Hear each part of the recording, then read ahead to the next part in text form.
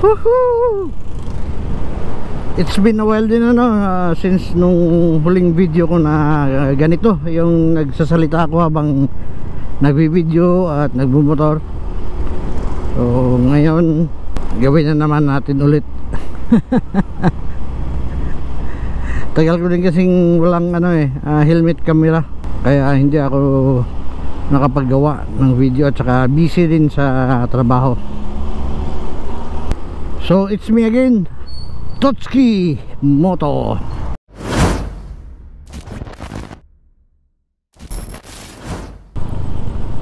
So gusto ko lang pag-usapan ito ngayon, yung action camera na nakakabit sa aking helmet, itong GoPro Hero 6 Black.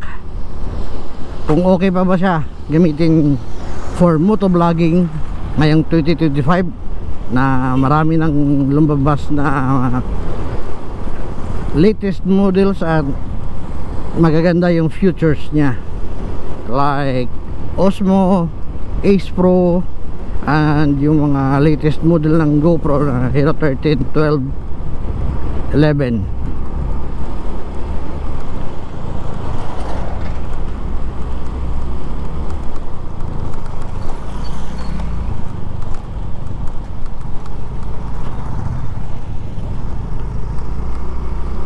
So kung para sa akin na halimbawa kagaya mo na tight budget rin at gustong magkaroon ng action camera sa helmet, pwede na ito dahil maganda naman yung kuha niya Tapos super view pa, may super view, may 4K.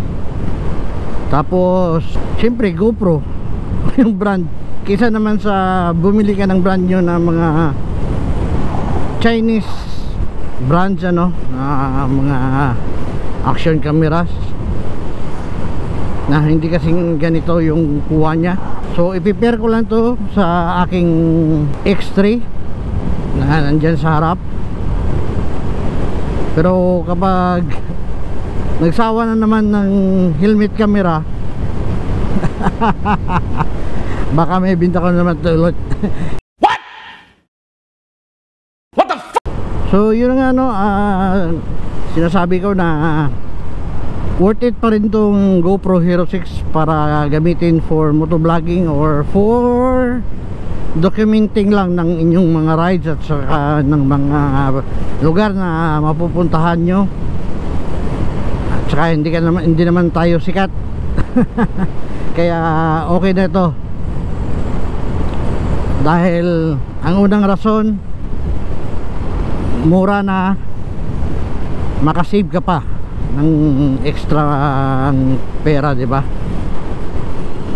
Pero kung may budget ka naman, why not go for the newer models ng mga action camera like Osmo Action, Ace Pro, at saka latest models ng GoPro dahil magaganda yung video quality noon at saka mga features ng camera na yon, kaya worth it din naman yun kapag may budget.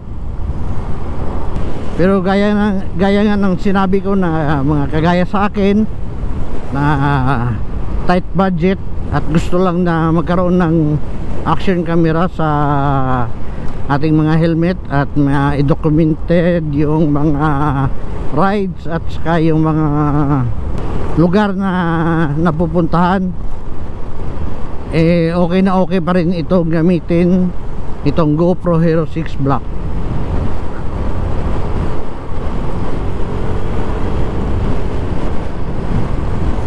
Pero bago ko to tapusin itong video na to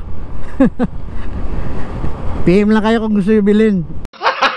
Gago! Binibenta ko nga pala itong GoPro Hero 6 Black na ito. PM lang sa page ng Totsuki Moto at pag-usapan natin yung presyo. Sabi ko kanina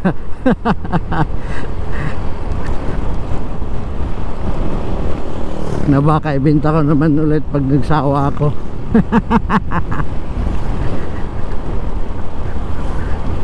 At yun na nga, for sale na kaagad.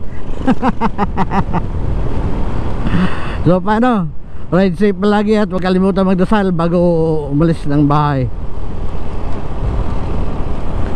Ciao ciao, till next video, babush.